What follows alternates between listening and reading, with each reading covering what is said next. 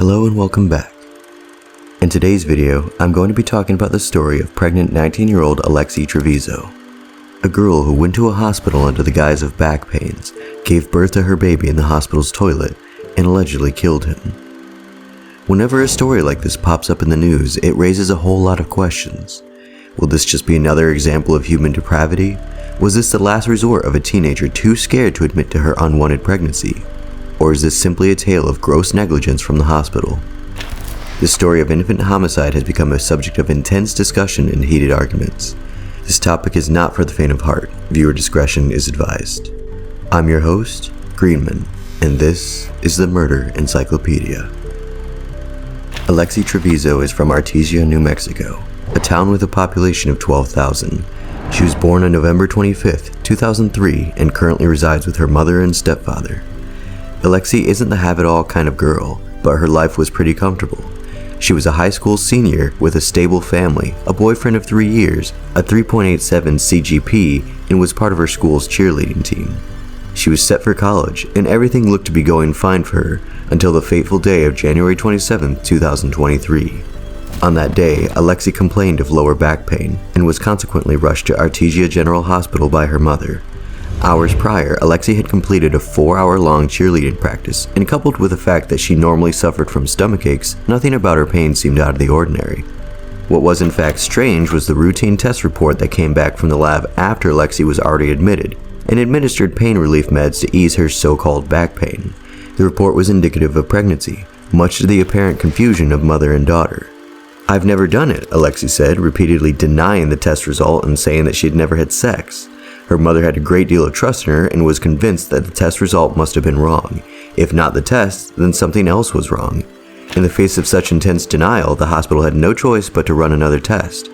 After all, it wouldn't be the first time a pregnancy test came out wrong. It was while awaiting the second test that surveillance videos showed Alexee walking quickly to a restroom in the ER, with her hand near her rear end trying to relieve herself. She had complained of abdominal discomfort, but the amount of time she spent in the restroom was longer than usual. The health workers became very anxious and felt something was off. They repeatedly knocked on the door of the restroom, asking if she was fine. The hospital workers kept hearing repeated flushing of the toilet and the sound of the tissue dispenser and towels being put to use.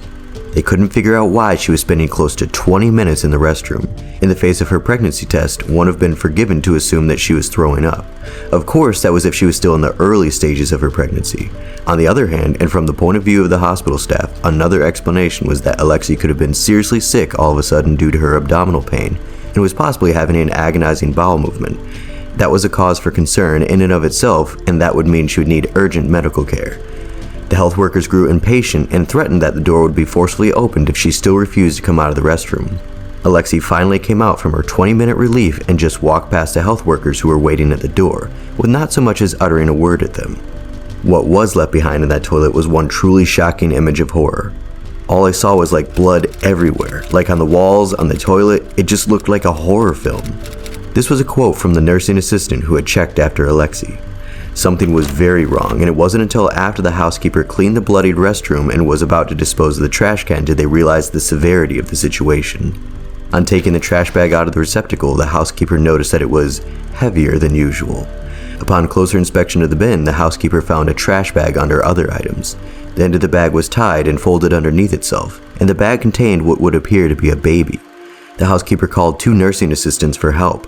They opened the trash, and true to the housekeeper's suspicion, they discovered a baby boy. The baby was cold, his lips were blue, and his temperature at 95 degrees. The nurses observed that the boy had black hair and his skin was pinkish with no obvious bruising sign. One thing was apparent: this was a fully formed baby, not a premature one, which meant Alexee was at least 8 months pregnant. The police were involved without hesitation, and the aftermath was the unfolding of a tale of denial and one of the most bizarre reactions to the death of a newborn child. Right on her hospital bed, Alexee was put under interrogation by the police who were trying to understand what happened. One would think that at this point her lies would give way in the light of recent revelations, but no. Alexee still insisted on being ignorant of what was confirmed to be a 9-month-old pregnancy. Eventually, she cracked. She confessed to giving birth to the baby in the restroom, saying, "I'm sorry, it came out of me and I didn't know what to do. I was scared." To further prove that the situation could have been a bad case of stillbirth and not actual infanticide, she repeatedly insisted that nothing was crying. Her constantly referring to her child as it and nothing is particularly worthy of note. One might excuse Alexee's actions for a moment. After all, she was still just a teen who was facing what seemed like a life crisis. However, her mother's reaction was a different story altogether. Police body cam recordings showed that not once did she inquire about the baby, her grandson who had suffered from a merciless and cruel demise. Instead, from the conversation she had with her daughter, it was obvious that she was more concerned about what the unfolding situation would mean for Alexee. Would it be jail time? Or perhaps would the whole situation amount to nothing if Alexee's claim that the baby was born dead remained true? While the police were trying to understand whether or not a crime had just taken place, the health workers were more concerned about Alexee's state of health. One of the nurses noted that the umbilical cord looked like it had been torn by an animal, and there were real worries as to the unsanitary manner in which Alexee had given birth to the baby. There were no scissors or anything sharp enough to cut the umbilical cord in the restroom, so it's assumed that Alexee tore it apart with her fingers, which is no easy feat. The result was the splattered blood on the walls. The police then went on to insist that Alexee should be detained while receiving medical care, much to the disagreement of her mother. They assured her that they were not making an arrest, instead they were just detaining Alexee. To get evidence they needed for an arrest, they had to first wait for the result of the autopsy from the medical examiner. Back to Alexee's denial of the pregnancy. A video that was taken on January 6th, just 3 weeks before the incident, showed Alexee sporting a noticeable baby bump during cheerleading.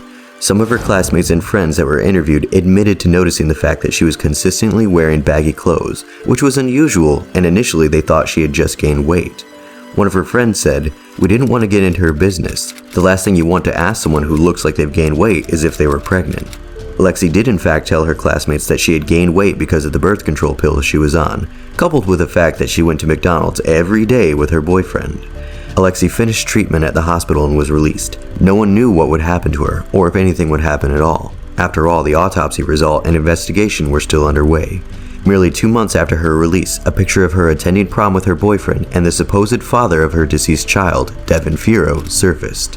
The picture showed her sporting a huge smile, much to the outrage of netizens who felt she wasn't feeling remorseful nor regretful for the premature passing of her baby. On the 28th of March, authorities determined from the autopsy result and investigation that Alexee's baby was actually born alive and died due to asphyxiation from being put in the trash bag. The autopsy result revealed traces of phentermine, an appetite suppressant commonly prescribed for weight loss in overweight or obese patients, in the baby's system. The toxicology screen also showed traces of morphine, which Alexee had been receiving intravenously for about an hour before giving birth to her son in the bathroom at the hospital. On the 10th of May, Alexee was arrested, much to the distress of her mother. She was charged with the abuse of a child, tampering with evidence, and first-degree murder. Alexee bonded out of jail on the 16th of May on a $100,000 unsecured bond, with the conditions of a 7 p.m. to 7 a.m. curfew. Notably, she was not required to wear an ankle monitor or be placed under house arrest during this period. In response to the criminal charges, Gary Mitchell, Alexee's defense lawyer, filed a wrongful death civil lawsuit against Artesia General Hospital on the 31st of July.